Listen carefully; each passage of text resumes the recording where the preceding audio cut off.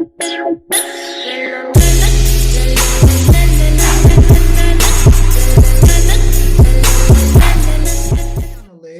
at this time who are actually professionals when it comes to discussing the various parts of mental health. So at this time, each one of them are going to introduce themselves, and we're actually going to start with Ms. Cortina Peters. Sorry, was on mute. All right.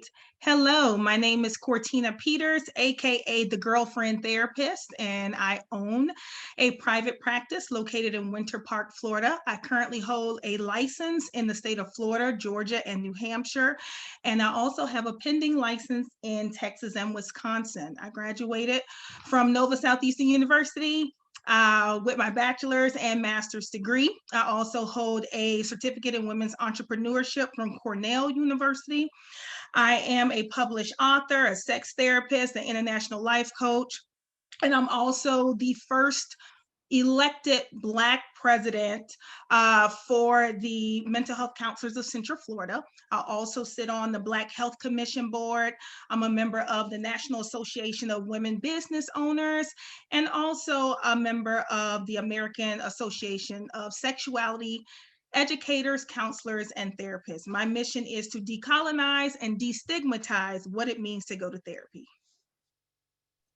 Well, all right, thank you so much. Welcome. As you all know, she comes with a wealth of knowledge in regards to mental health. So now we're going to go over to Mr. Clayton Jones, and he's going to give us a little bit about himself. Good afternoon, everyone. My name is Clayton Jones. As Sylvia said, I'm originally from Belle Glade, Florida. Ex-cop, worked in law enforcement for about 17 years, guys. And I decided to make a change and come over to counseling side and the therapeutic side because I felt this was my purpose. And so I'm starting to fulfill my purpose by being here, working in the school system in Carver Middle School. I received my bachelor's degree at Florida Atlantic, where I also attended there for my master's degree. So I got my MSW at FAU. And I'm also a member of Okeechobee Lodge 54, so I am a Mason. Yeah, that's just a little bit about Clayton Jones.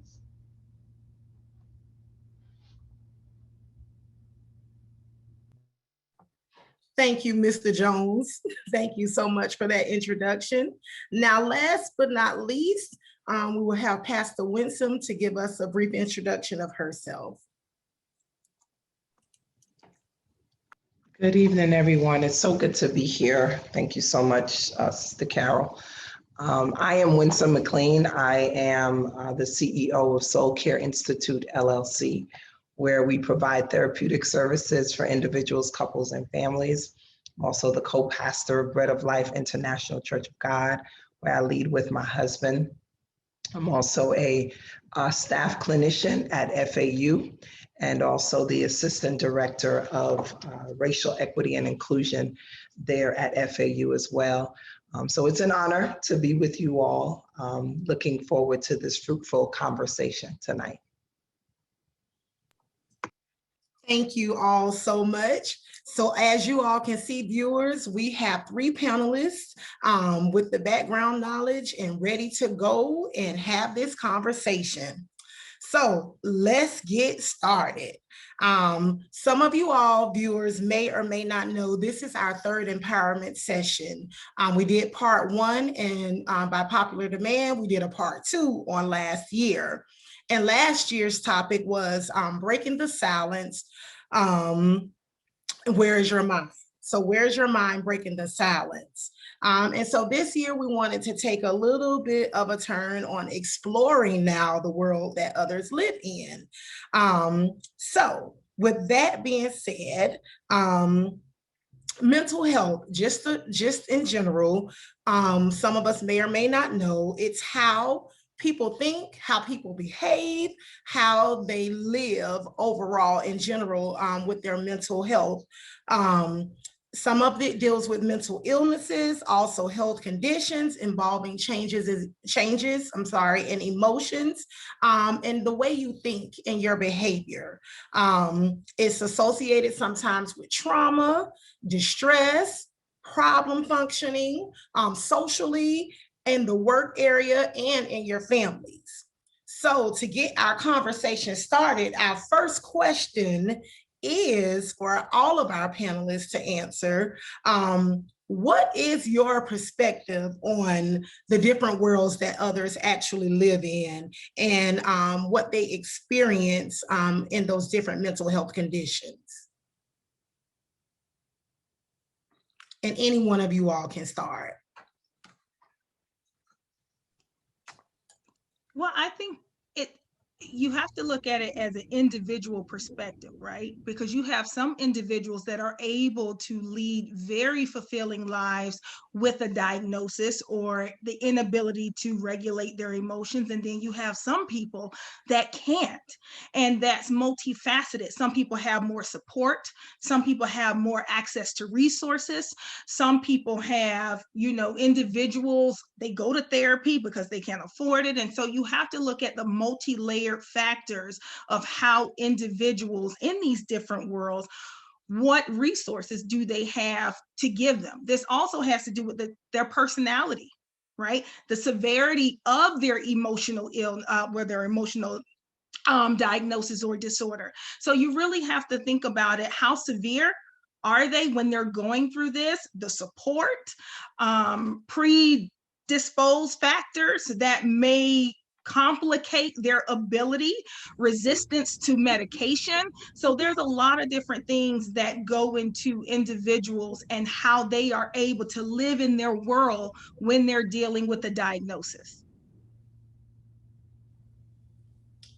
I totally agree. Mr. Clayton, what is your perspective?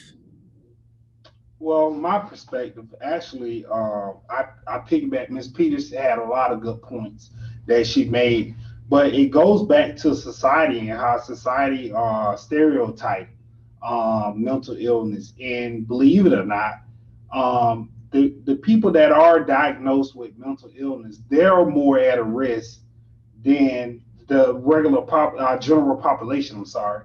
And so, we have to be mindful of the fact that we have a care to them as well, because a lot of times they're not in the right state of mind. So that's my perspective on it, because society views it as one way, and when you don't understand, you don't educate yourself on the different diagnoses and the different things that's going on with the particular individuals, then you're misled, or you're not, you don't understand.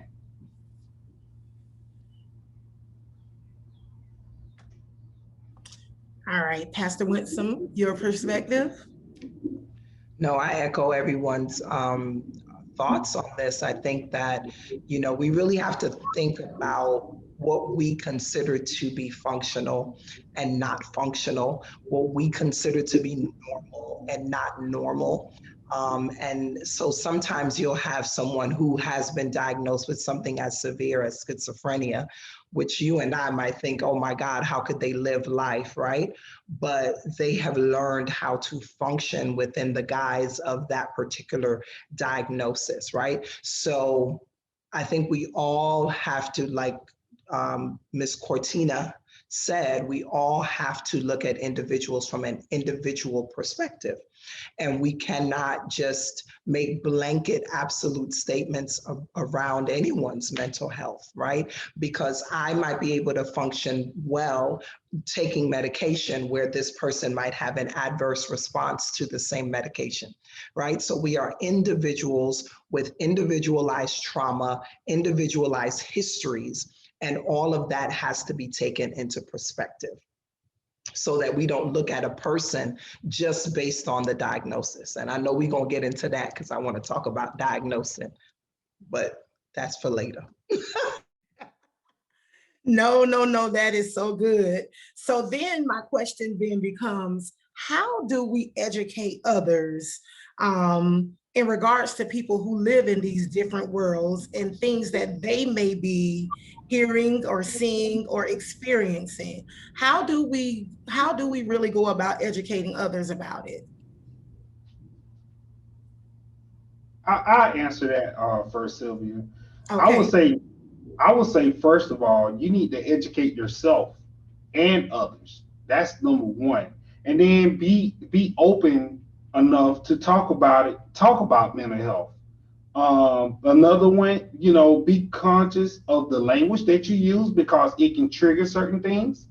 Encourage equality. I know we as Black people we're dealing with a lot right now, especially as young Black men. We're trying to talk about racial inequality. We need to talk about equality about physical and mental illness as well. Another one, we need to show compassion to those with mental illness.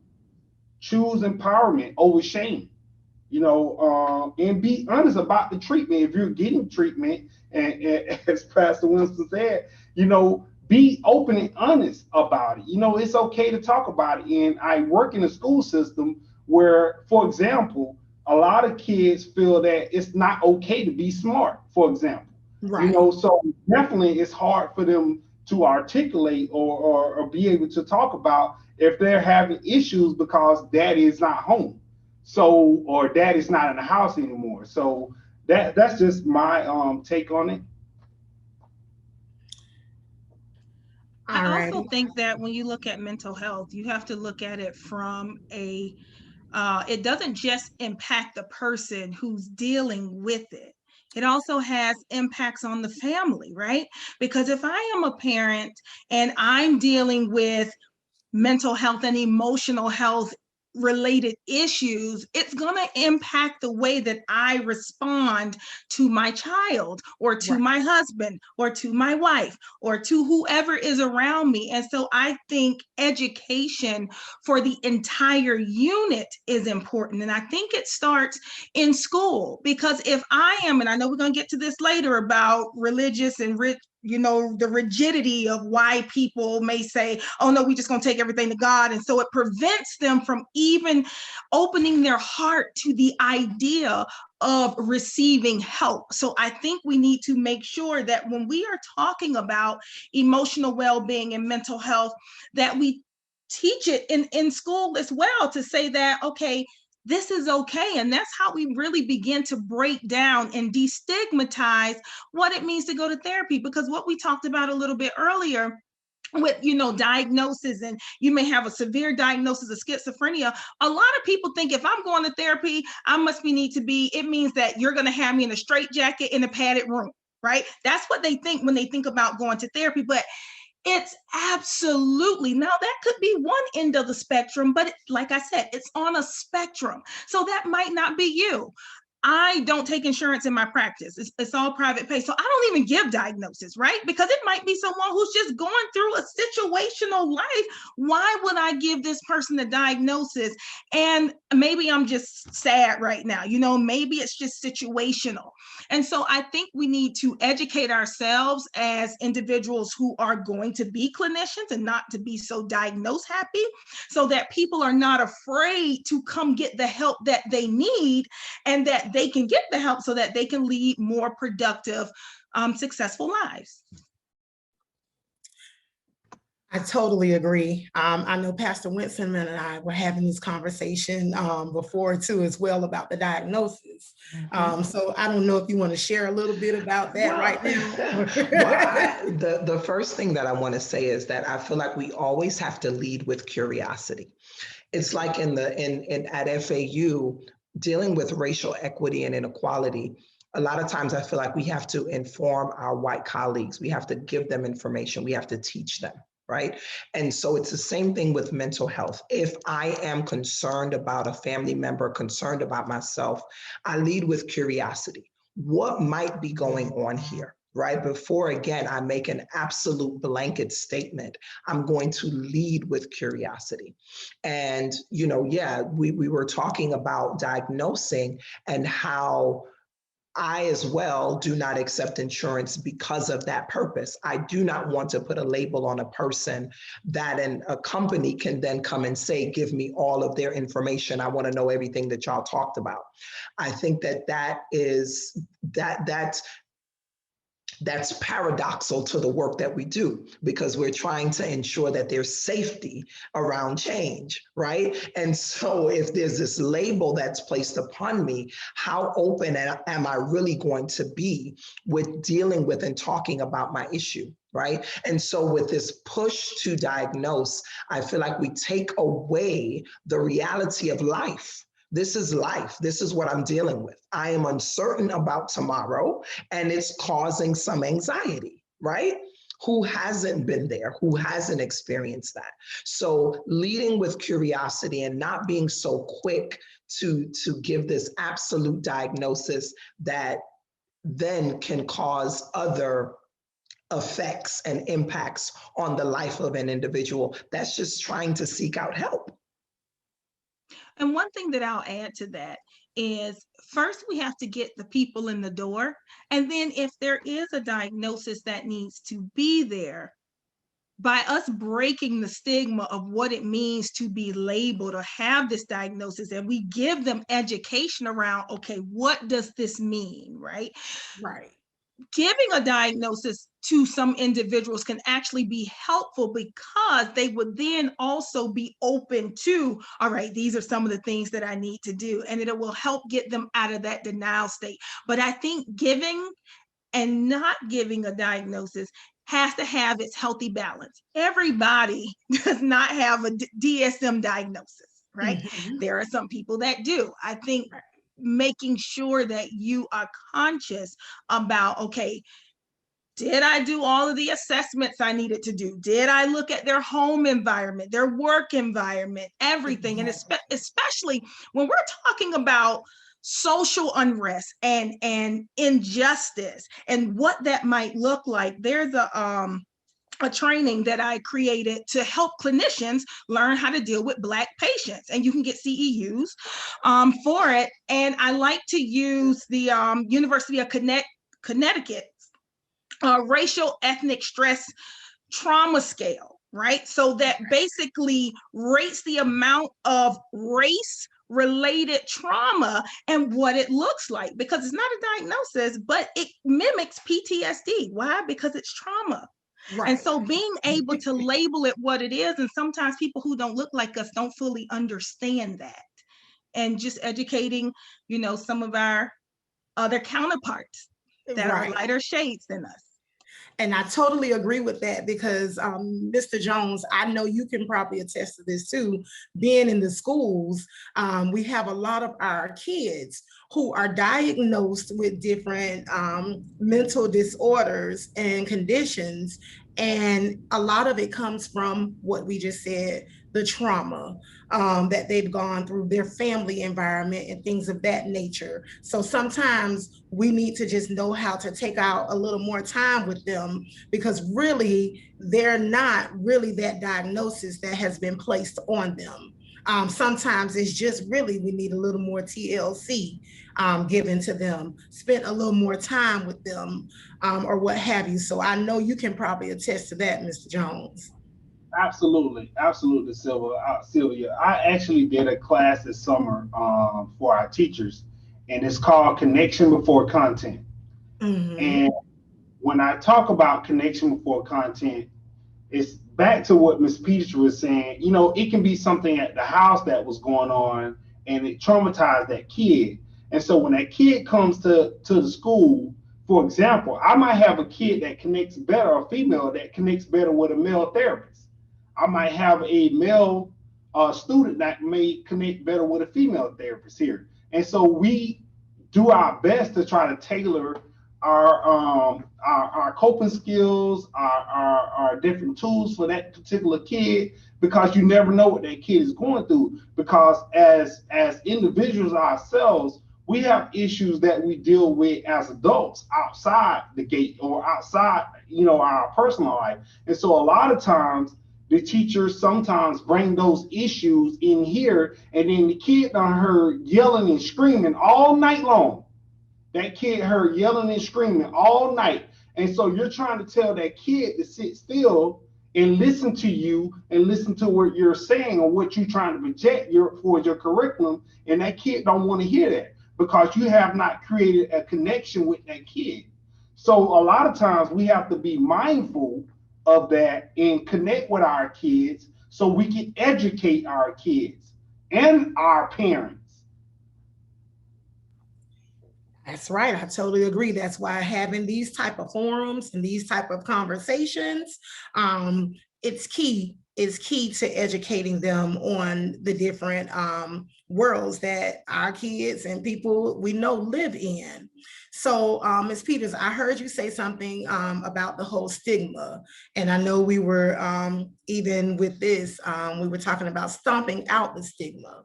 So I want to ask you all, why is mental health stigmatized, and how do we actually stomp out the stigma? Because we all know here the stigma, it leads to discrimination to an extent. So how do we stomp out this stigma? So I think overall, right, mental health and severe illness is stigmatized. It's more stigmatized in the Black community. Mm-hmm. And you have to understand that if we go back in history, therapy was not for us, right? So the textbooks that we learn in school, all of the theories and all of this other kind of mess, like Freud, a racist. If you look at all of the founding fathers of psychotherapy, they were racist. So they were not looking to conceptualize what it means to be a Black person. And so for so long, I know all of us on here have probably heard, oh, that's for white people. We don't do that. Or we just take it to God, and that's the only person who needs to hear all of our prayers and do all of our stuff. So we never thought, or there were some people who didn't necessarily believe that the two can coexist. I can have faith and believe in God and believe that God gave this therapist the knowledge to be able to help me, and it just doesn't have to be unilateral. So I think when we talk about stomping out the stigma, again, it goes to education. It goes to, being engaging enough to grab in the people who may not even look at therapy as an option. That's why I came up with the girlfriend therapist. I have purple hair and a tattoo on the back of my head. Like, I don't look like your average therapist. So it's destigmatizing what it means to go sit in someone's office and really allow yourself to be vulnerable so that you can get the help that you need. I believe that it's not saying, oh, well, I'm a therapist and no, you're on Medicaid. No, I mean, I believe it is having sliding scale. I believe that it is out there doing the work, talking to people. I believe that the schools need to be involved. The parents need to be involved. Community centers need to be involved. And we just need to push it and stop the whole thing about what happens in the family stays in the family, because that's what keeps a lot of people sick. Totally agree with everything that you're saying. Like, it's almost like you're in my head.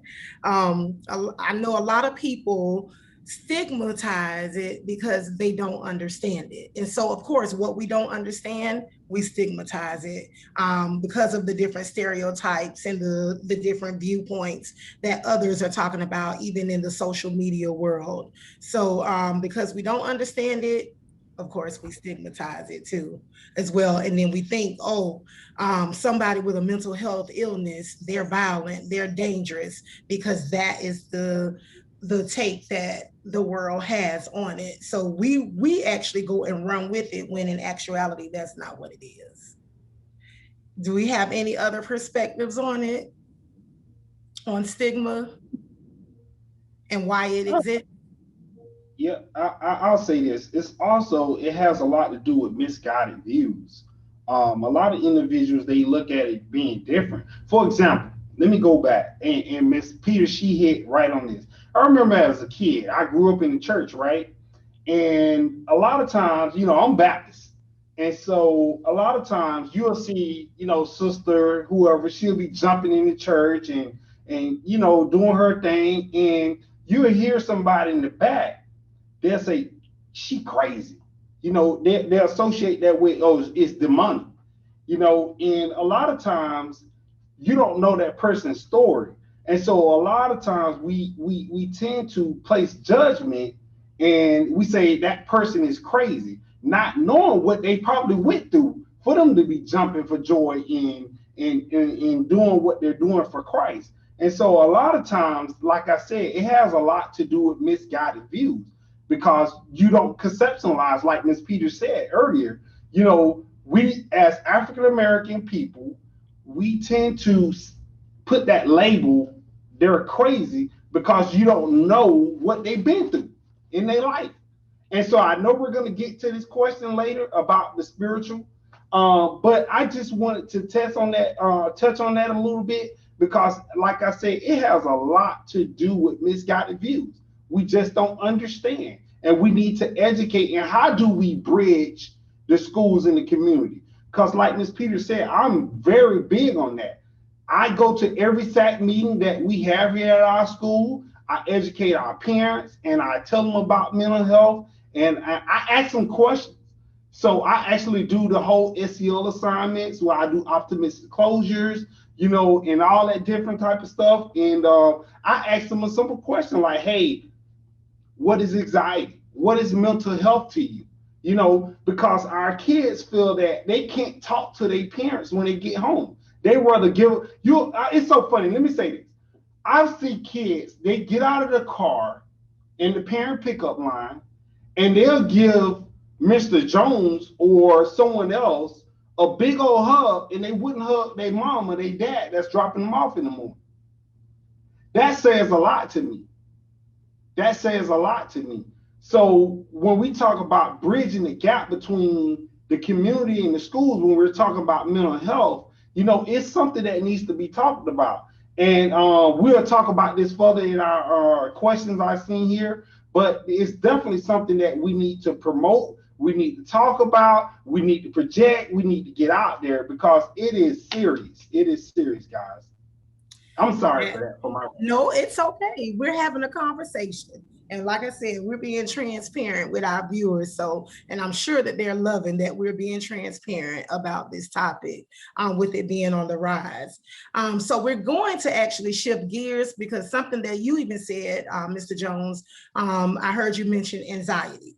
So with anxiety, in which it has been on the rise recently, what do you all think the main causes of this disorder is? I guess since I'm unmuted, I would say that for many individuals, anxiety, especially in this day and time, is primarily related to the fact that we're all going through. We are all going through something. We're experiencing COVID, we're experiencing the uncertainty of those individuals that have lost their job, you know, individuals that are uncertain about their financial well-being, their family's well-being, individuals have lost parents, have lost uncles and aunts. And so by the mere fact of what we're going through as a society, as a culture, it's not unlikely for us to be experiencing anxiety, right? To be experiencing this overwhelming feeling of worry, this overwhelming feeling of dread, of not knowing what the future is going to hold, the uncertainty. And then there are some that suffer from anxiety because of unresolved issues that they have not brought to surface, that is still stuck in here, that they have not brought out, they have not articulated, and so it has nowhere to go. And so it will now demonstrate or manifest itself with these type of symptomologies, right? And so that's why it's so important for us, number one, I think, to normalize that all of us are going through something, right? Mm-hmm. And that my anxiety or the feelings that I'm having can be directly related to those things that I'm going through, and that it doesn't necessarily require for me to have, you know, anxiety as a diagnosis per se, right? When I look at life in totality and really see what I'm going through, I think that many of us are dealing with anxious moments. We have anxious moments, we have anxious experiences. And so that's a part of the human experience. And we just need to make a determination between a part of the human experience or what we would label as mental illness. And that's where those therapeutic assessments come in, where we're looking at longevity. We're looking at how many days has this been happening? How many weeks has this been happening? And really drilling down to come to a real conclusion, right, as to what is truly going on. So I'm sure that everybody else gonna chime in. So let me stop there. So I also think that, you know, really separating when we talk about anxiety, like what it means when we say mental health versus what it means when we say emotional health. So mental health, you got to understand, is how we process the information, right? And then when we get to the emotional health, it's how we respond and manage our emotions that come from how we've already processed that situation or that experience. Now, everybody sometimes can experience anxiety very differently. There are some people that get heart palpitations. That's how they know, you know what, oh my God, I might be having a panic attack, anxiety attack, and I just feel overwhelmed. My hands are sweaty and all of these things. There are some people that internalize their stress. So you can't see it on the outside. However, they develop ulcers, headaches, back pain, stomach aches, a lot of different physiological symptoms that come from internalizing stress. So that's why it's very important to make sure you know who you are as an individual so that you can know, okay, when I am confronted with a stressful situation, how am I able to handle this situation? So for the viewers or the listeners, some of the things that you may want to think of, I just want you to think about quietly to yourself. Have you ever felt stressed? Have you ever felt anxious? And some of these feelings and symptoms can include like feeling sad, down, inability to cope, maybe withdrawing, mood swings and changes, excessive worrying, like for no pinpointed reason, just generalized, you know, worrying. And like Pastor Winsome said, like this dread, you don't really know where it's coming from. It's just an excessive worry that something bad is going to happen. Suicidal thinking, maybe trouble understanding people around you. And so those are some of the things that you want to look for. But even further than that, anxiety is not just one thing.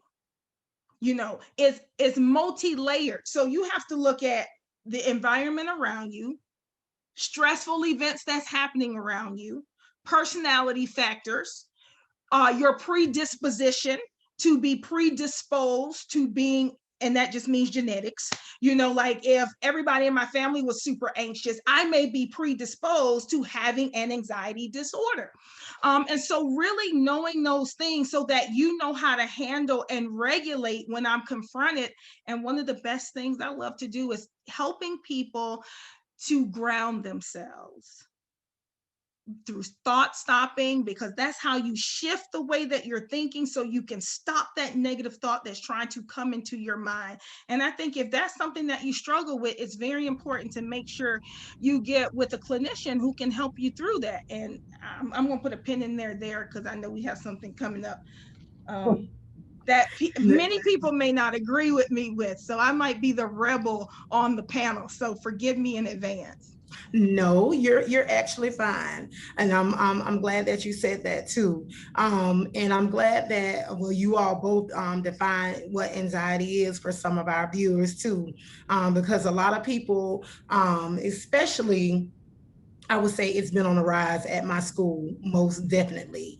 Everyone has been coming in and talking about, you know, the different anxiety issues that they're having in my office.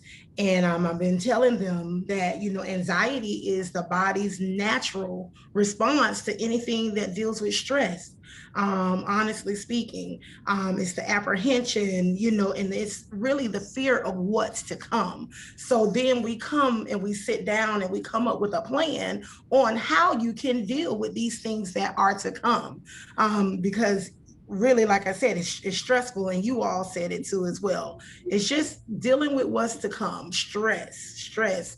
But the body's natural response is to go into those different things, as you said, having the shortness of breath, the sweating, and the restlessness, and the distress, and all of that. The body's natural response to it. So, with that being said, we are actually going to have a video testimonial at this time of someone who has actually dealt with anxiety. So, viewers, just sit back and enjoy the video.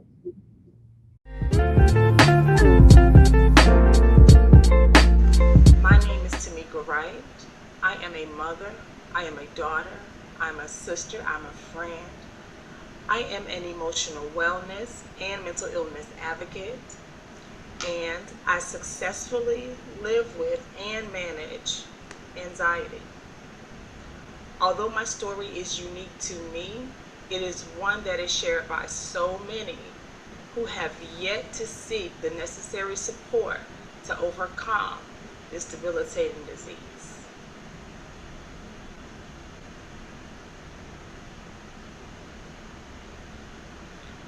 Although I had experienced brief episodes of depressive mood throughout life, during the fall of 2018, I experienced a depressive episode that lasted for a period of about 2 weeks.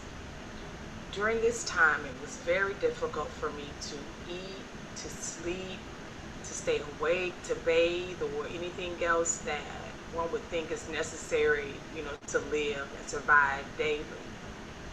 I experienced feelings of unworthiness, helplessness, hopelessness. I was afraid to live, but at the same time, I was more afraid to die.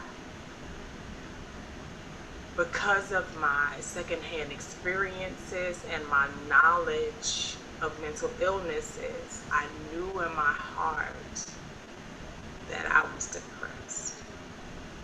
I knew at this point that my mental wellness was out of my control, and that for me to survive, I would need to take the necessary steps that I, on so many occasions, advise others on because of my knowledge and experience with mental illness. But I was very scared and very ashamed.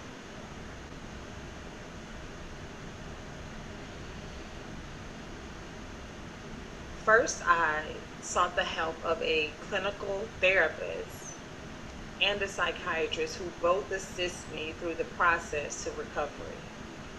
Then I surrounded myself with people who first understood what I was going through, and secondly, who were not afraid nor ashamed to share with me their personal experiences, raw and uncensored. And that was really instrumental in my overcoming, simply because there is power in the testimony, and the Bible says that. But most importantly, I became consumed with the Word of God. I became consumed with His character. Like, why did He keep me here? What is going on? And the promises that He gives us if we truly seek Him in all things. So even through this depressive state that I was in, at my lowest point, I would constantly recite 2 Timothy 1:7. For God has not given us the spirit of fear, but of power. Tamika, He gave you the power over this anxiety. He loves you, and He wants you to have a sound mind. God does not want us to live anxious.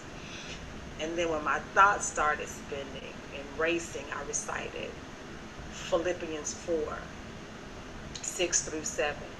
Do not be anxious about anything, but in all things, by prayer and petition, with thanksgiving, present your request to God. I want to God, God, I do not want to be anxious. I do not want to have these feelings. That is not what you have for me. And the peace of God that transcends all understanding, that I don't even, I need the peace that I don't understand. And he gave me that peace.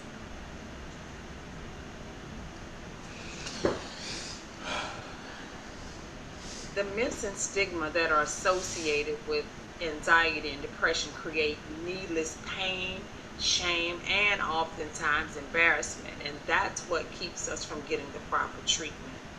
When I hear comments like, why are you depressed? You have a great life. Or, if our people can make it through slavery, you can make it through anything.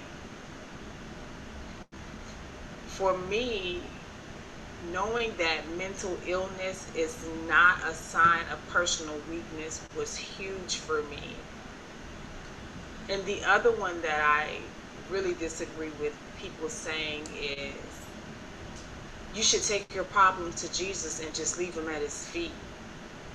Mental illness is not a sign that you lack faith or you lack spirituality.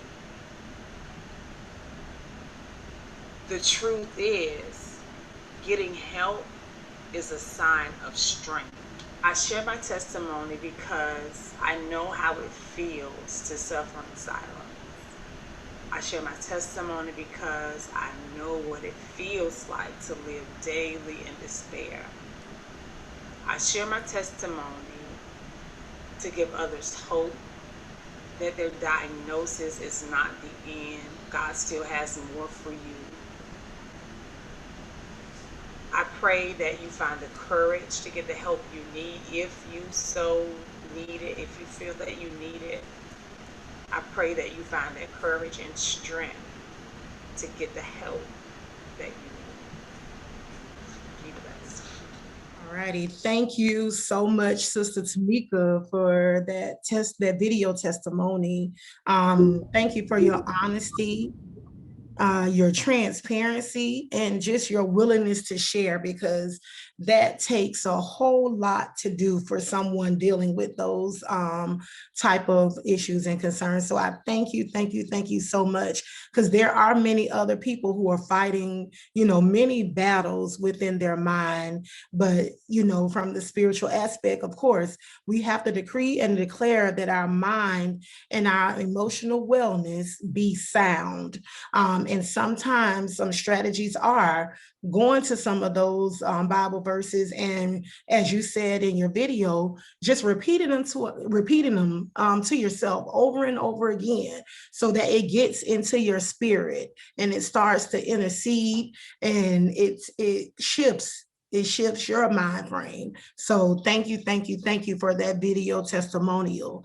At this time, we're actually going to take some questions from our viewers, if we have any at this time. Minister Sharita, you're on. This has been an awesome conversation thus far. We do not currently have any questions. I don't see any. I believe we hit the one question, which was to define anxiety. And so far that was the first question, and I believe we hit that. So I think we can keep the conversation going, and we'll have another point where they can ask questions before we go. So please, attendees, feel free to ask. If not, our panelists are doing an awesome job in the questions that are being asked to them, so we can continue the conversation as we have another special guest later on.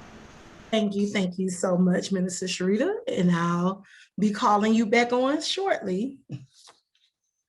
So we're going to shift gears again. And our next question that we would like to converse about is dealing with religion and spirituality. So, does religion and spirituality have the ability to promote or damage one's mental health, in your view?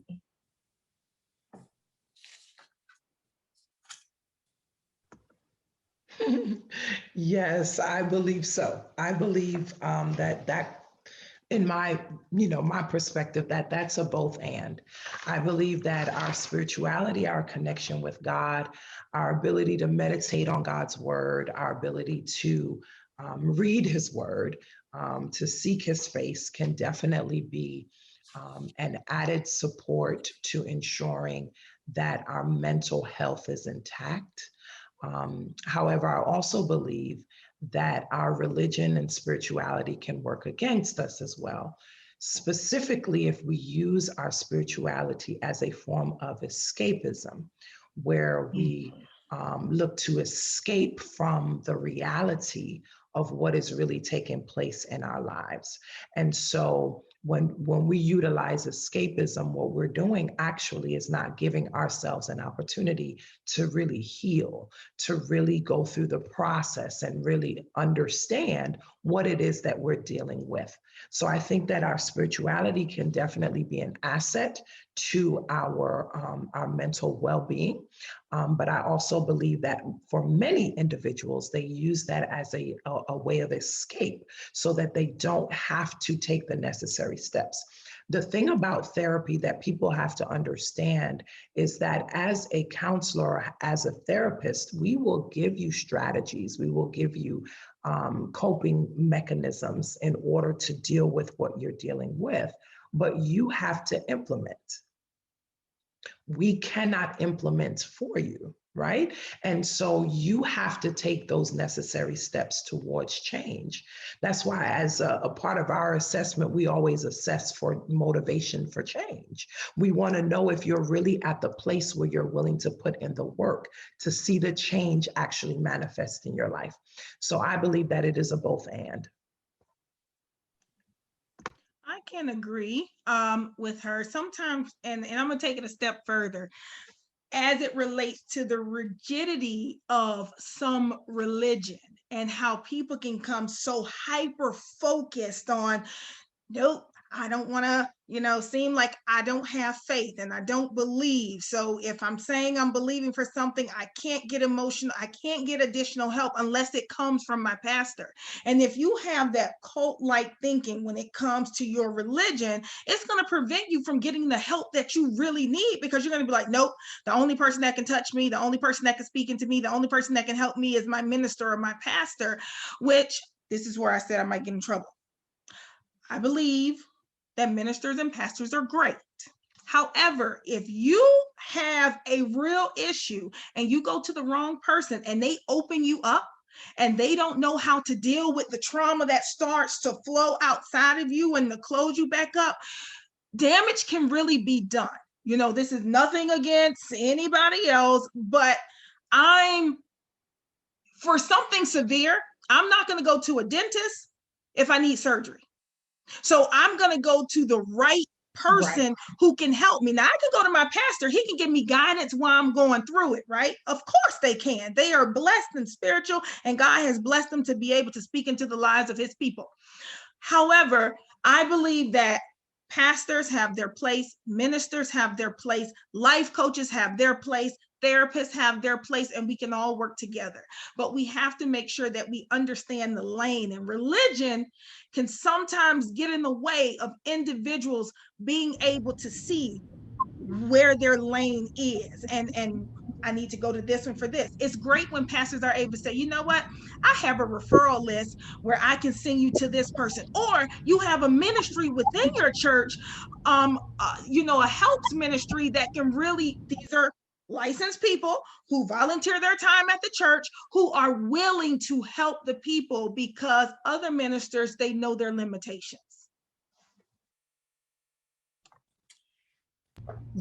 That is awesome. And that is so true. Mr. Jones, do you have anything to say in regards to that? Absolutely. Absolutely. Okay. Sister Peter said earlier, she said she's the rebel. But I think I'm the rebel. And I'm just listening to you guys, and my head is just spinning. It's unbelievable. I'm a thinker, guys. I'm sorry. I'm a thinker. And Sister Peters, I'm gonna use this analogy: NASCAR, right? So for some of you guys that watch NASCAR or some type of sports, football, if it's basketball, everybody has a role. Everybody has a role, from that trainer to that point guard to that shooting guard, or in NASCAR, I want to use the analogy in NASCAR.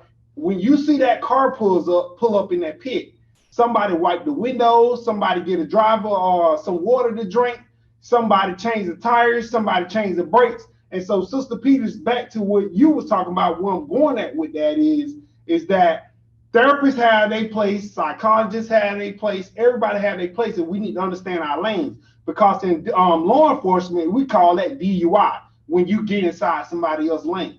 Okay? Now, I say all that to say this. I agree with everything everybody said. I totally agree. I feel like spirituality, it promotes to who it resonates with. So our non-believers, we talking about our believers and non-believers. We in two different lanes right here. So our non-believers, I have to get off on exit 4 for them, right? So I have to come at them on a different level, guys. All right. And so back, for example, for our spiritual believing people, right? Our spiritual believing people, religion can really help because it helps allow people to tolerate the stress that they're dealing with. If I'm going through something and my heart is hard, I go inside my closet and I pray before God. Everybody don't have to know that, but I pray before God before I make a decision, or before I give a kid, for example, a skill or a tool to use, because I ask God to use me in this position, right? So therefore, I also listen. I listen for the guidance that's being given to me before I act on it, okay? So I believe, as a spiritual or God-fearing man, that I tend to, and not just using schooling, guys, but we're talking about spirituality. And so when that comes into effect, I listen, because I was talking to a friend about this one day. I say, God have the strangest way of showing us things. I tell you this quick story, guys, real quick, and it's kind of off the subject, but on the subject, right? I went to church one Sunday, and I tended not to pay my tithes, right? And so I got a flat tire on the way home. On the way home, I got a flat tire. When I go to the dealership to get my tire fixed, the exact amount that it was for me to fix my tire was the same amount that I supposed to pay my tithes with. And I tell people that story all the time. So when we talk about spiritual, God is a very funny God, you know, and I know we're talking about mental health here, guys, but at the same time, I always defer to that man above, and then I allow that to channel through, because I tend to not allow myself to make decisions acting upon my emotions. So I tend to not to do that, right? So a lot of times we have to stay steadfast, pray about our decisions, allow ourselves to conceptualize and listen to what's going on around us, because your message might come through the radio. You know, you never know where your message might come through, so you can educate or help somebody else. So I agree with everything that each one of the other panelists said earlier. I totally agree with you guys. I'm sorry. I'm the rebel. You're not the rebel. It's okay, Mr. Jones, you're not the rebel. We're having a good conversation here. This is so good. This actually, since we're on spirituality and religion, leads into my next question that I wanted to converse about. Can one be effective, you all feel, in their quest to win souls for Christ if they themselves have mental health challenges? And I'm gonna say that again. Can one be effective in their quest to win souls for Christ if they themselves have mental health challenges? I have 2 words. Okay. Kanye West. He has mental health challenges that he's open about, but he has Sunday service. You know how many people gave their lives to Christ? So he has a platform that he is using. He has mental health challenges, but yet I am still giving something that's speaking to the hearts of the people, where they are able to receive the word of God and give their souls to Christ. So I do believe that it is effective. Where it gets sticky is where you come with the obsessions and compulsions that can be very dangerous when you're talking about trying to speak into somebody's life and get them to Christ. Because if your whole thing, let's say I'm a non-believer and you trying to get me to Christ, but you sound like you're talking crazy, that might scare me. So I think it's a balance. And I think that, yes, you can, that it can work in a positive way. And I think that there may be some times where maybe it may scare some people off, but I think it's individual.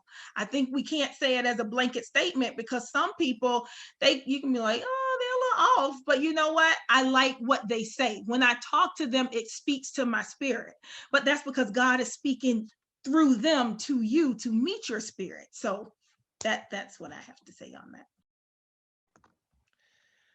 Yeah, I see it from the perspective of, I don't believe that it hinders me drawing someone to Christ, right? Because I don't necessarily have to do that in a personable type of way. From a pastoral perspective, however, the issue for me would arise when it comes to discipling, because you cannot disciple from a distance. You have to disciple up close, right? And so if I have mental health concerns and I am discipling you in the faith, some level or at some point in time where my issues lie, they're going to spill over into that relationship of discipling.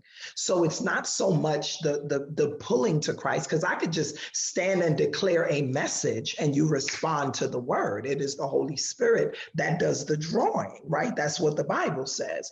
But when it comes to discipleship, that requires relationship. And it is within the confines of relationship that my mental health, wellness issues, they will begin to manifest. So yeah.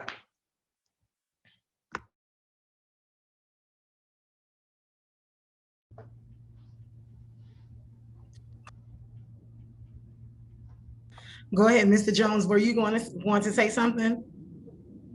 Yes. I agree with you, Pastor Linson.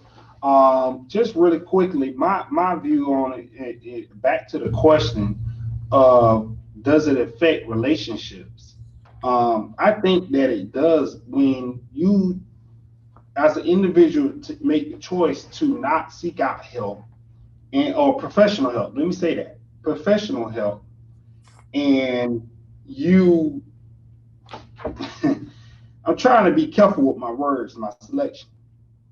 When you tend to have friends and family around you, you have to be careful. We talk about the tongue, right? Because what goes inside you, a lot of times, I heard the pastor say this: the people that you hang around, a lot of times you're going to be judged by the company that you keep. I say that to say this: if you're involved, to the question, if you're involved in community outreach programs, positive family and friends, then that helps you have a better guidance. When you tend to isolate yourself with the loneliness, it remains predictive for psychological impact, especially us as African American people. All right. So a lot of times, this goes to also why you see a high number in divorce rate with us African Americans. We have a very high divorce rate because we don't seek out that help or get that professional help. So we see those numbers, and it's going up higher, guys. I don't know the last time some of you guys probably looked at it, because a lot of times your mate or that individual that you're in a relationship with might say, hey, babe, let's get counseling. Let's go to therapy. And a lot of times, especially us men, we'll say, I don't need counseling. I ain't going to counseling, right?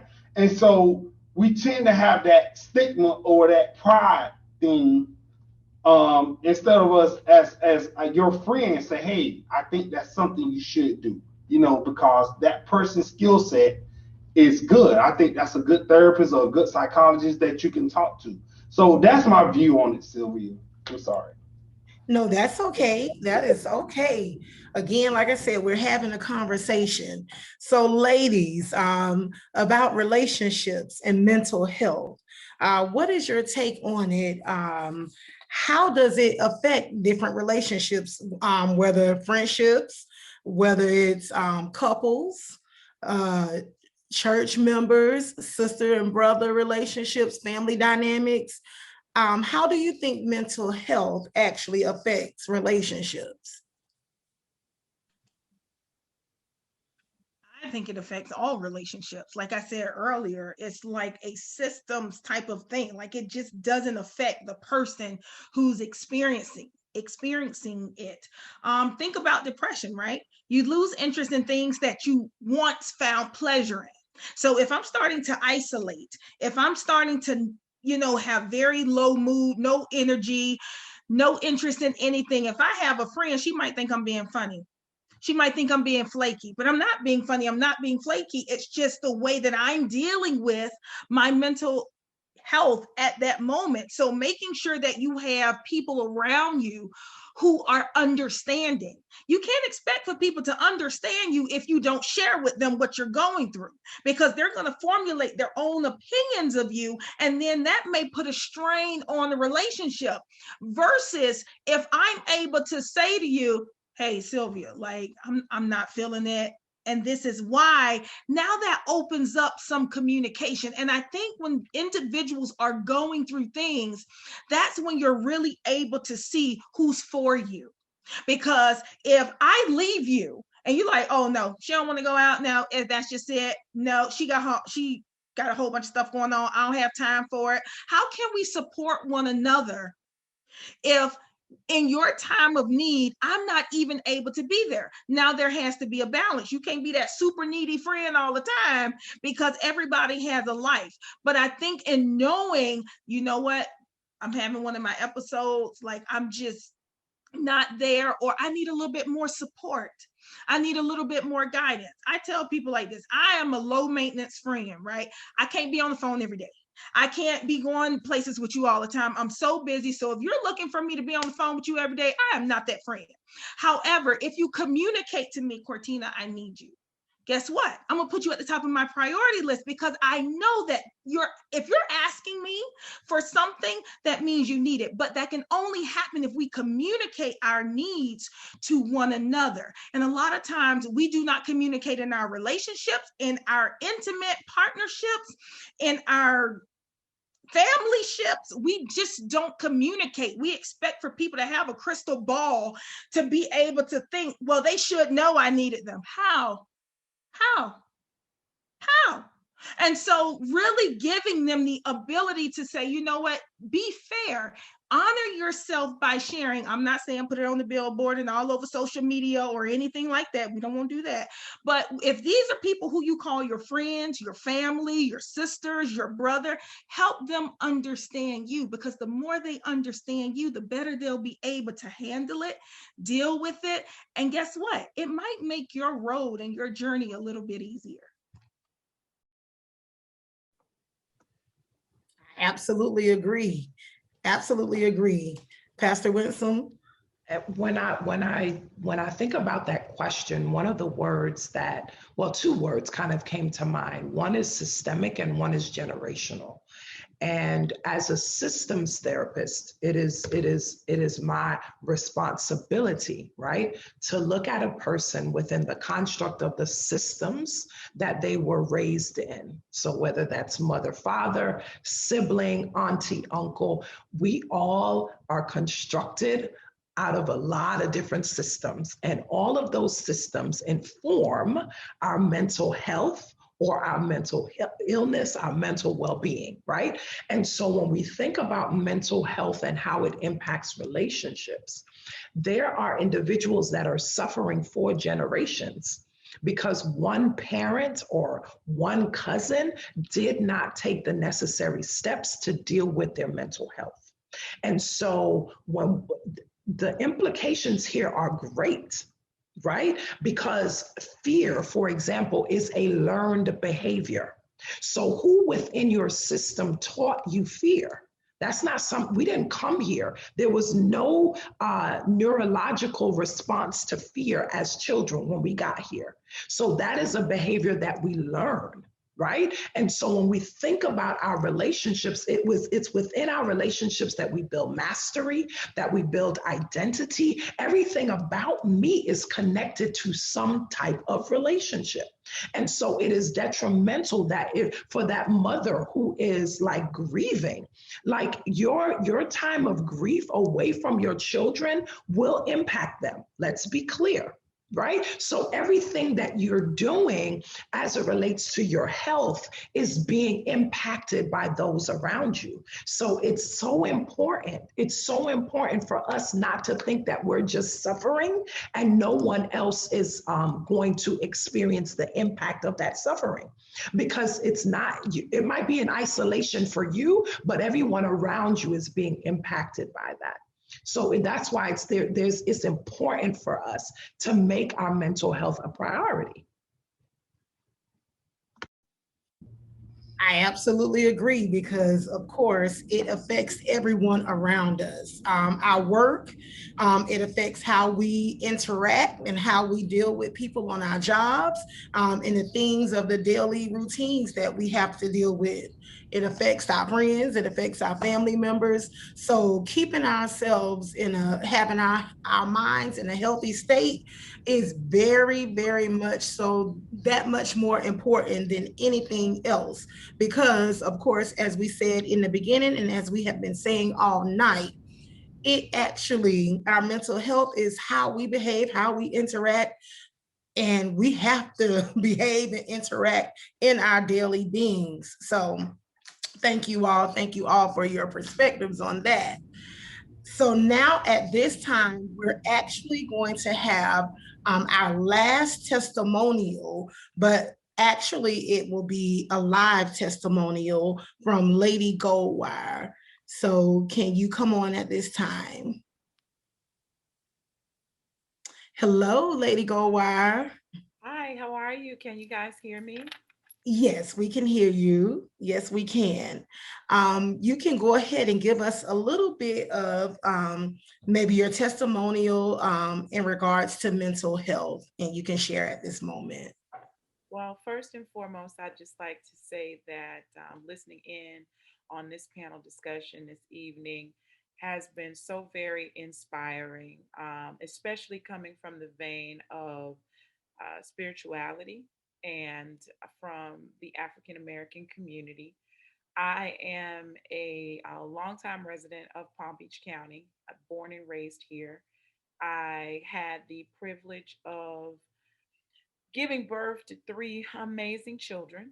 My middle son, however, en route to going off to college, he got off to college actually and was diagnosed with schizoaffective disorder.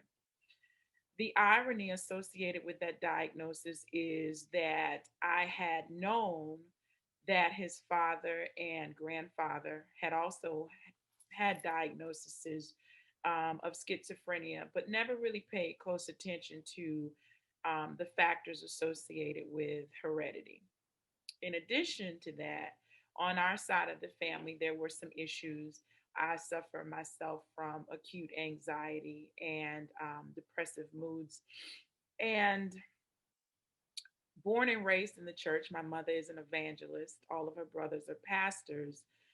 We were conditioned very early on to pull and plead on the blood of Jesus, to anoint ourselves, to stay away from any of the things remotely related to therapeutic resources, because to your point, or the points made, it wasn't a clear demonstration of faith. That left me feeling vulnerable. It left me feeling very, very helpless in the space of trying to find resources for my son. His disease or diagnosis very early on was very debilitating. It brought his college football career to a screeching halt. I found him in Arizona, literally.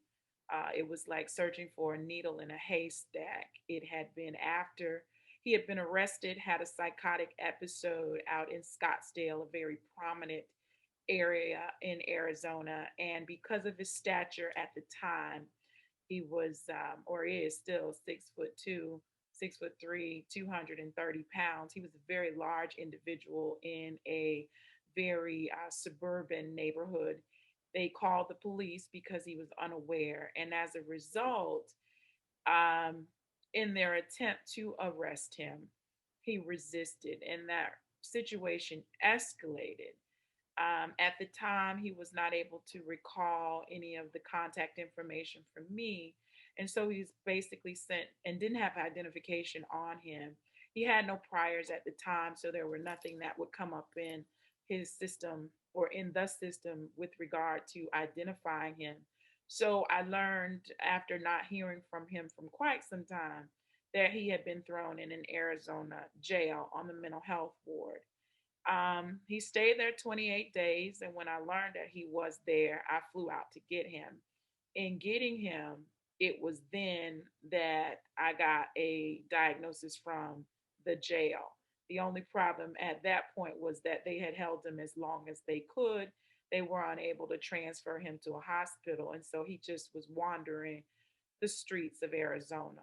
It was through grace, God's grace, that I found him after toiling the city for a few hours, got him into a vehicle and into the airport. It literally took us 3 days to get home because of just the heightened level of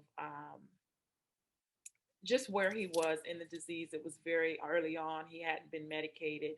He was unable to sleep or sit still on the plane ride. And so I had to systematically schedule these flights for short periods of time, work with TSA to get them to understand that he could not be seated. And it was just a tumultuous experience. At the same time, I was dealing with personal issues or not dealing with those issues and trying to wrap my mind around who do I go to. It's not a situation where I can go to the church. This is not a situation where I felt internally like praying. If I'm honest with you, I was in a headspace where I felt like God had completely abandoned both me and my family. I felt as if I had made all of the sacrifices that I needed to ensure that my son would be okay. And when that did not happen, my go to was to go away from the church. When I did get back home with him and tried to have conversation because of the initial reaction that I should have and prayed for, they were going to have most of the elders look after him and they were going to rebuke what was going on. It just felt very, very intrusive, and it made me feel very, very sad about what I was learning about schizophrenia and what I was actually experiencing with regard to how we would be received both in the community and from a spiritual standpoint. What I did was I started seeking help outside of my community, and the the beauty of that was that I started to become more familiar with a lot of the resources that were available in general. I started paying attention to how well other races, other demographics of our society address mental health, how they were very, very intentional about tending to the needs of their very young children. I was paying attention to children at 5 and 6 going to the doctor for general checkups, but also having periodic checkups with therapists. And when I realized that there was some value to that, it prompted me to just learn more and to take a deep dive into how other races deal with mental health. That led me to the National Alliance of Mental Illness. I serve on the board of directors for that organization. The resources that they made and shared freely with me changed my life. It gave me a platform by which to advocate from. It made me feel very, very strong and empowered about not only dealing with what my son was dealing with, but feeling strong enough to open up to the rest of the world and the surrounding people in it that, I'm not superwoman. I don't have it figured out. I struggle. I cannot maintain friendships and relationships and a career and just live up to the expectations that I've placed on myself and also the expectations that others have kind of laid at my feet. It's just impossible to do it. It was a very, very full circle experience. I'm not sure if Sister Tamika shared with you guys, but we are cousins. The What was stunning about the entire thing was she had landed on Nami in much of the same way to speak to how we shelter and hide what's going on with us. Tamika and I grew up, we slept in the same beds growing up. We spent the night every weekend with one another. We grew up like sisters. And I never told her what was going on with me. She never shared what was going on with her.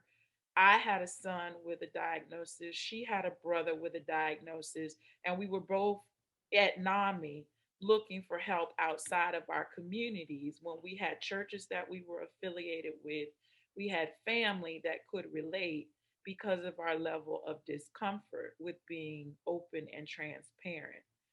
What it did was it created a dynamic between her and I that is probably it's not your average cousin relationship. For one, watching her work through her challenges and being able to share similar experiences, understanding that she overstands, she used that term earlier in her testimony, has just been everything that I've needed throughout this 7 year journey with my own son. It wasn't all doom and gloom. I've been able to develop a mentality that what happens to you is absolutely happening for you.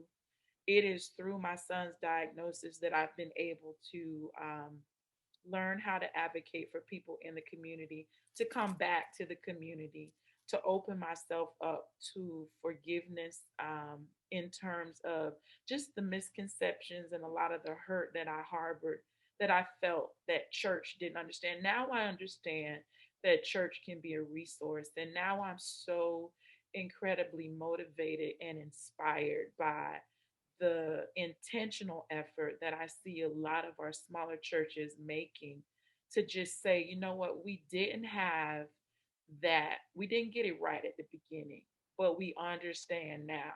And because we understand, we want to do better. Watching organizations, national organizations like the Mental Health Association and the Right. National Alliance on Mental Illness reach out. These organizations are well funded. The CEO for the National Alliance on Mental Illness is an African American man, which is, not typical, but they are always on the right side of most issues as it pertains to mental health.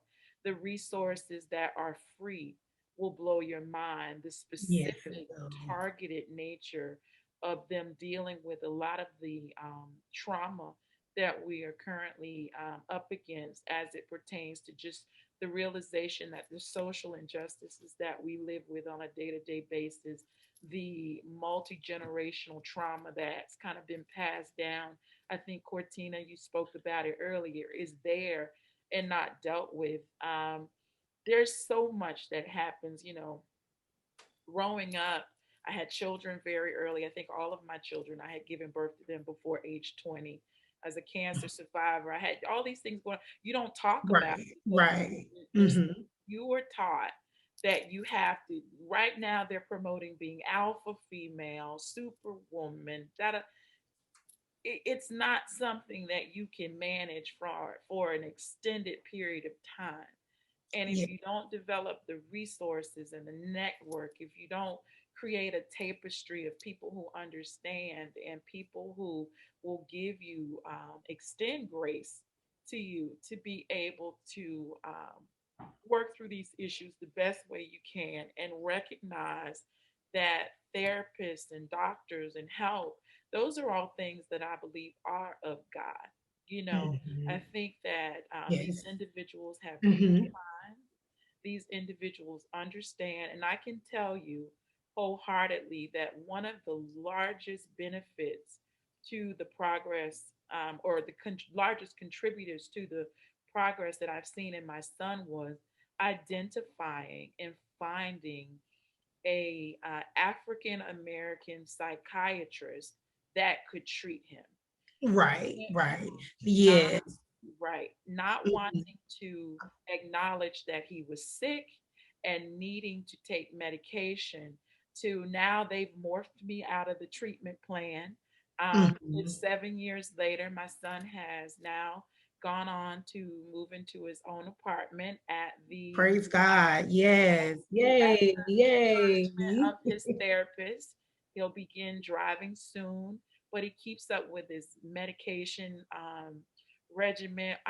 These are things that are small, but for me, so big because as a mom, you always Lady. wonder how Hmm. your child is going to manifest when you're no longer here.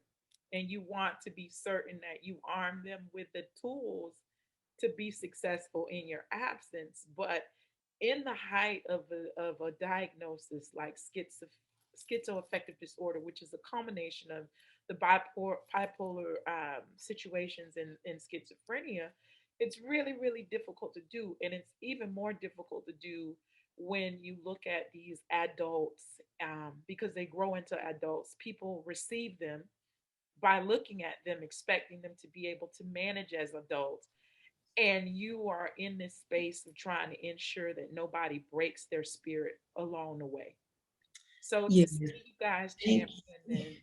for mental health and to Hmm. have a panel as vibrant as this, as, open and transparent as this, it makes this 7 year journey really, really, really, it's all been worth it. I wouldn't change a thing. I want to say thank you to, Thank you. Yes. for just Thank caring you. enough to be ever present. Thank you, Lady Goldwire, so much.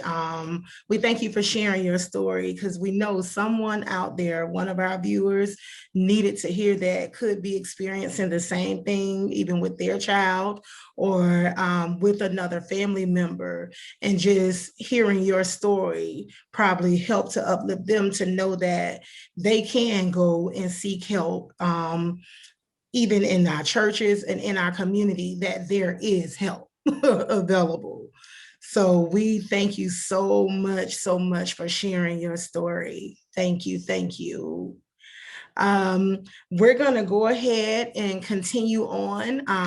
I've been kind of looking as well, panelists.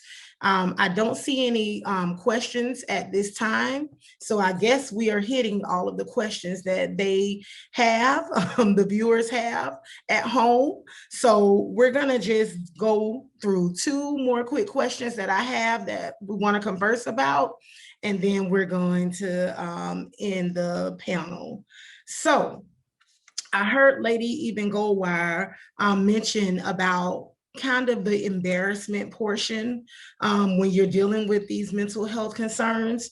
So what advice would each of you all, have for people who honestly, know that they need the help, but they are too embarrassed to go and seek professional care?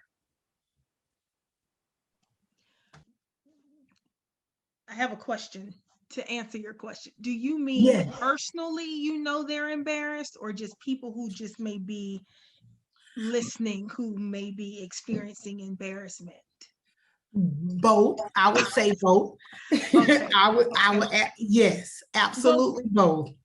one of the things is that what you all are doing right now is benefiting so many people, right? So if we talk about wanting the Black community and the religious sector to be more involved, that's exactly what you are doing. So there may be somebody on this webinar right now who might be embarrassed. Being able to get information by yourself is helpful until you build up the confidence enough to share what you're going through. So you can go seek a therapist by yourself. Because of HIPAA, you can get services by yourself without even having to deal with the embarrassment. And if you get connected with the right services, they will help navigate you with how to share this with your family. I think it's important to make sure that you also align yourself with organizations such as NAMI, the National Alliance of Mental Health. All of those different agencies can help you, can give you groups on other people so that you are not alone. And all of these things you can do sometimes in the privacy of your own home, especially with telehealth, so that you can get to a point where you're feeling open about sharing what you have going on. And to the family members who may not know that the things that they are saying are continuing to keep their family members in the shadows of shame, as I like to say, is be mindful about what you say. If you say disparaging things around family members, why would I want to tell you that I'm going through something if I hear you downing and being condescending and talking about individuals that are dealing with challenges? There's so many times in our community where they be like, oh, they weak. Oh, they just need to be strong. Oh, they not true believers because they're worrying about this. If I hear you talking like that, I'm not going to want to share my challenges with you because you're going to judge me. So we have to be mindful about what we're saying, how we're saying it, and make sure that we're creating an environment of inclusivity where our family members and our friends feel comfortable enough to share those things with us. There are so many people who are dead today because they felt like they had to stay in the shadows of that shame. They were unable to shed that and they could not share. And because it became so overwhelming, unfortunately, situations happened where they felt it necessary to take their life. We have to stop it. And I think that this is one of the things that we're doing right now with spreading the word and knowing that it's okay. It's okay. We all have challenges. Some people have challenges more than others. You have to I look at mental illness like I use the medical model, right? If I have cancer, I'm going to an oncologist, right? Okay. If I have a matter of the heart and emotional mental health, I need to go to the doctor, air quotes, that can help me deal with that because that's what I need. We have to look at it at the same thing, and we can't stigmatize and shame people. We don't ask for mental illness. It's not something we ask for. It's something we have to learn to deal with and live with. And so we have to look at it and give the same grace that we give someone who gets a cancer diagnosis, the same grace when they go to share with us, you know what? This is a struggle for me, and this is what I'm battling. And I also want to just take it from the church perspective. The one thing that I know to be true, and nobody can tell me otherwise because I lived it, is that there are times that we share things with our leaders that we hear repeated on the pulpit, or it becomes a subject matter for our leadership meetings. And I want us to understand that when you contact a therapist who is licensed, there is a code of ethics that we must adhere to. And none of us don't want to jeopardize our license to tell your business. Amen. Okay? And so there is a standard, there is an ethical standard that we have said we will uphold on the behalf of the people who come into our care. So please do not ever think that when you seek out a therapist that they're going to tell your business or they're going to talk about you with their friends. Like, there is a standard that we must uphold. And many of us come from churches where that standard was never a standard. So we're just used to people just talking about us and sharing what they heard about us, and it just being that. We operate from a different standard. Again, I am a pastor, so I'm not trying to knock ministries or anything like that. That's not, get that correct. That's not what I'm saying. But I am saying that the church, in many respects, does not have the same ethical standard that your licensed clinician will have. And so trust in the fact that there is a standard that we must operate from. We are not trying to lose our livelihood, i.e. our license. Amen. That's what I said. Amen. Our certifications and licenses, we work too hard for them. And like you said, that's our livelihood. So we're not trying to do that. But I think just about everyone on here, I can honestly say, care, and knowing them individually, care for the hearts of the people. So if you seek out help, most definitely one of these professionals will handle you with much care. Mr. Jones, you had something to say? Yes, absolutely. I wanted to piggyback off of my amazing panelist team that I'm with. Oh my God. And I'm going to have a vulnerability moment with you guys. And when I say that, I remember 2016, I went through a divorce. And I was a young black man, Atlanta, Georgia, getting promotions. I worked at Rockdale County Sheriff's Office. If some of you guys are familiar with Atlanta, Conyers, I was the first black African-American sergeant that they had there, with the first black sheriff that they had at the sheriff's office at the time. And I was just striving in my professional career. I was just striving, and I was checking off all the boxes, guys, until I went through that divorce.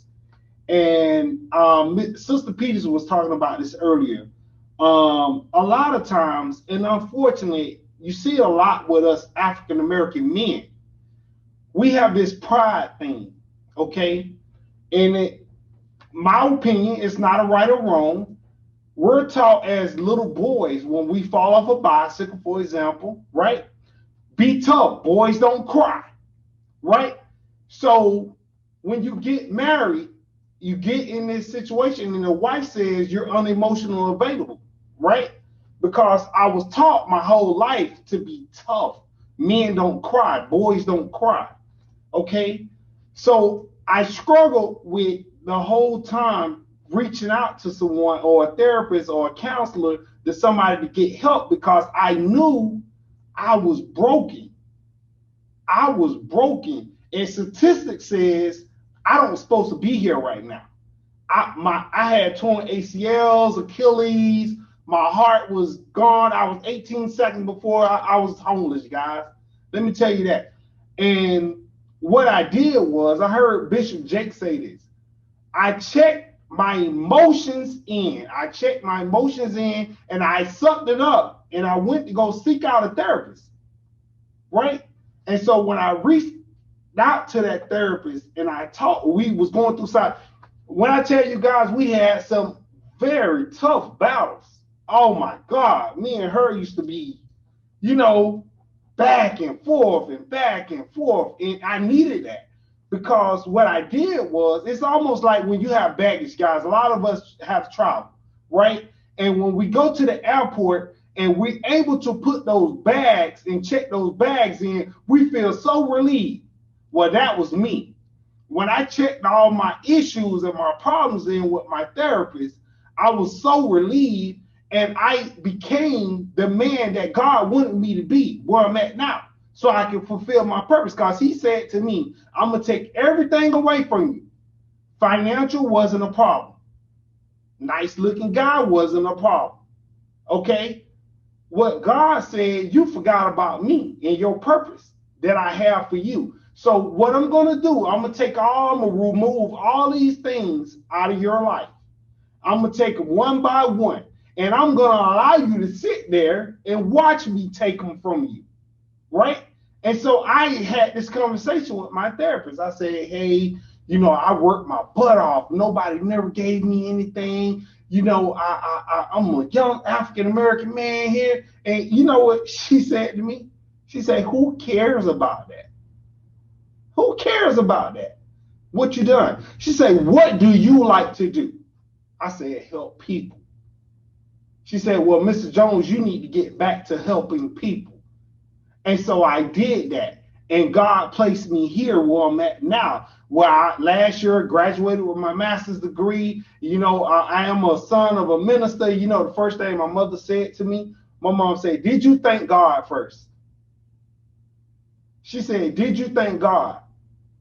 And I thank God for a mother that's 76 years old now, because that's my best friend. That's my coach. That's my everything, right? So I'm sorry, guys. I got a little emotional right there for a second. But I say all that to say this. We have to trust in someone, right? I go back to, I think Pastor Winston was saying this about understanding and talking about fear. In the scripture, I think it's Proverbs, it says, and all I get and get what? Get understanding. We have to understand and be able to conceptualize when one is hurting. And a lot of times for us black men, we don't have that support system. I say this. Usually when your girlfriends get a divorce or y'all guys going through, y'all have a support system, right? Everybody comes together. Shoot, some of y'all have parties. Y'all throw big parties when y'all get y'all divorced, right? Us, we walking with our head down. We're not eating. Anxiety, right? Depression. And we have different anxiety episodes. You guys know that from a clinical perspective, right? And so a lot of times us men, we don't have the support of other black men that comes in and say, hey, brother, I see you hurting. I see you going through something. Let me lift you up. Let me help you. Let me show you how you get through this, because I've been that man when I was 20 years old or 22 years old. I've been through that. So let me help you through this journey of life. And a lot of times we miss that. So I just wanted to piggyback off of Sister Peters and Pastor Wilson. And one other thing, you talked about fear. If I don't say anything about it, it's gonna bother me. Okay? Go ahead. Pastor Wilson, you said something about fear. You mentioned fear is a learned behavior. I'm gonna give you guys an analogy. If I had a 2-year-old or 3-year-old daughter, I'm sorry, if I had a kid right there and I had an adult, let's say any one of y'all on here, and if I put a snake or a frog in front of that baby, what are that baby is going to try to do? That baby is going to try to grab that frog. Us as adults, we're going to run back and be like, oh no, let me get away from that snake. It's a learned behavior. So how do we learn fear? By seeing, by watching. Right. So true. I wanted to share that with you guys because it wouldn't have been right if I did not say anything about that, because that was just on my heart. And I just wanted to get that off of my chest, Pastor Winston, because I wasn't going to let you go tonight without getting that off of my chest. Oh, and that is no problem.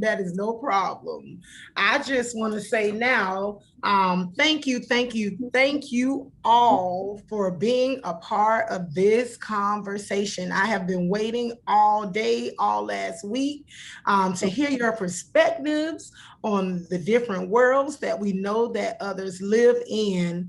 At this time, though, I do want to give you all the floor, each of you all, if you would have any final closing remarks or just one thing that you would like to say to our viewers before we get ready to close out. I just want to say thank you, Word of Faith, for actually having this. It's very important. It's a passion of mine. That's why I do what I do. Again, I know me and Pastor Winsome, we are in private practice, and this is what we do on a daily basis. So please, if you didn't learn anything else, please don't stay in the shadows of shame. Come out, ask for help, do what you need to do. I am a best-selling author, The WOW Effect. So if you are interested in getting some reading materials to help you identify the winner inside of you, you can do that. You can also find me on all social media platforms at The Girlfriend Therapist. And I have a new book coming out also. This is a shameless plug called Girlfriend Heal. So Yay. that will be out and available in August. It also has an adjoining workbook that goes with it. So. Amen. Amen. Mr. Jones, you have anything you would like to say? One thing or anything? Absolutely. First of all, I would like to thank you, Sylvia, for giving me this opportunity. I would like to thank the church, Word of Faith, for allowing me to be here and have this platform to be able to reach out to our people. So I would like to thank you guys again for that, because I didn't do that earlier. And I'm here. I'm just living my purpose, man. I'm so passionate about what I do. You know, when I can come here at the school every day and I can put a smile on kids' face. And I'm gonna tell you guys real quick, I had a situation. This is it is crazy. I had a situation about a week ago. I had this young man, and I was talking to this gentleman because he had an issue with a substitute, right? Which is a substitute for a teacher in the classroom, guys.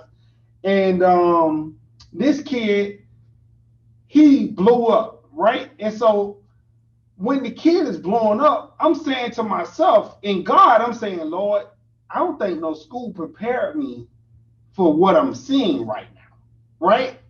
And so this kid takes off from me, guys, and he climbs the highest tree in Delray. He's 50 feet up in the sky, guys. He's so high. When we called the fire rescue did not have a ladder that can get up there because they couldn't fit here at the school. Right. Uh-huh. I tell you guys that story for this reason. I was able to get my man down because my quick thinking kicked in, and I was able to get that young man out that tree. And our principal here, she was just so amazed, and she was just so thankful for having me here on staff. And after that was said and done, guys, because I seen my heart going like that because that situation could have went left. I said, Lord, thank you. Because before I took this position, I said, God, use me in a way that I'm fulfilling my purpose for you, God. And I just say to you guys, if you have any questions, I think one of the questions, Sylvia, you didn't hit, we talked about a lot of the parents reaching out to the schools because of the pandemic. Guys, you got every school has a BHP in it. They're not probably me, but all the schools have BHPs in them. You guys can reach out to them. I'm here at Carver Middle School again. If you guys want to reach out to me, you can find me on Clayton.Jones at PalmBeachCountySchools.org, or you guys can reach out to me. I have my own office number. It's 561-638-2134. And if I don't know the answer, I'm trying to be where these beautiful young ladies at right here, one day, and I'll get the answer for you guys. Thank you again for having me. Thank you so much, Mr. Clayton Jones. And last but not least, Pastor Winsome. Thank you so much, Sister Carol, for this opportunity. Word of Faith, Pastor Brown, Lady Brown, thank you so much for this opportunity for us to be here this evening. I really just want to confirm and affirm that every person that was on the line tonight, and so right now we have 40 individuals that are here at the sound of our voice, that all of you have a responsibility, that this information was not disseminated for nothing. There is whatever God exposes us to, we become responsible for. And so now you have a responsibility on how you handle yourself and how it is that you handle others. And so I think these conversation transcends when the participants begin to transcend themselves. And so, yes, we are here to provide the information and to provide the services, but I want you to take to heart what you have heard and cause that to be a change in your own life and in the lives of those around you. I too have a new book that's out. And so since Lady Peters did her little plug, let me do my little plug too. Boss Babes Who Pray. We are Amazon #1 bestseller. Get your copies. I don't know if I need to put my information in the chat. If I do, I can. But you can reach me. My website is www.soulcareinstitutellc.com. You can find me on all social media platforms as well. So again, thank you so much for this opportunity. This was a great dialogue tonight. Yes, it was. Again, as I said, I thank you all so much from the bottom of my heart. And again, everyone, as I said before, any one of these professionals that are on will definitely care for your hearts. So you will be able to reach out to them. Minister Sharita will be posting, I think she already did in the chat, our resource list, and they are listed there. And there are also some other resources there too as well in regards to, again, any therapists, psychiatrists, counselors, life coaches, mentors, all of those things that I've named. I have created a list. I think it's like a 2-page sheet of resources for you all to reach out so that you can get on some different type of health and self-care regimen if you need it, if you need someone to talk to, anyone to coach you through some things, that resource is there for you all. So now at this time, I am going to read one quote to you all, and then we're going to have none other than Pastor Jonathan Brown of Word of Faith come before you with some closing remarks. The quote just simply says this, and it's just really simple. It says, "Thoughts could leave scars deeper than almost anything else." And I'm going to read that one more time. Thoughts could leave scars deeper than almost anything else. So please, please, please take care of your mental stability and your emotional wellness. Don't overthink things, and just take care of yourself. Pastor Jonathan, you have the floor at this time. Good evening, and thank you all so much. Thank you, panelists. We really appreciate you all joining us tonight. Really enjoyed all the information you shared, the testimonies that were shared. Things that you said really resonated as it's part of what we share and discuss at Word of Faith. It's so important that we as churches understand what our roles are. We are not therapists. And as pastors and as leaders in churches, we can't allow people to push us and make us be something we're not, because when we walk in realms and roads that we don't belong, we end up messing things up. So I thank you all for sharing that. As a church, our role is to pray. Our role is to have faith. Our role is to provide confidence and encouragement.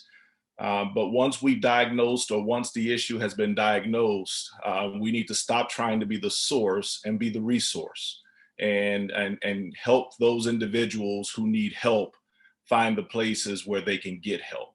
So I want to thank you all so much for what you shared. Thank you all again for the testimonies. You all are truly, truly servants of God and walking in God.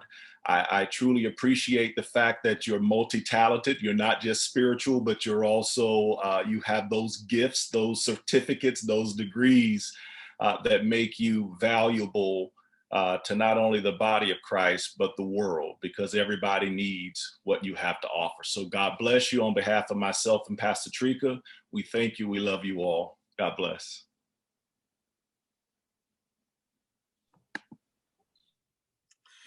God bless. Minister Sharita, do you have any closing remarks as well? I do not, but thank you all, everyone, for attending. This has been a wealth of knowledge, and we look forward to hearing and seeing you all again. Remember, you are responsible for what you have heard on tonight, and sharing it with your families and others in the community. And I will be placing the recording. You can find the recording on our church page.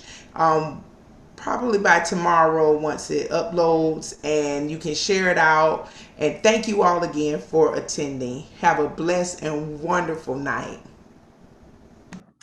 Thank you, everyone.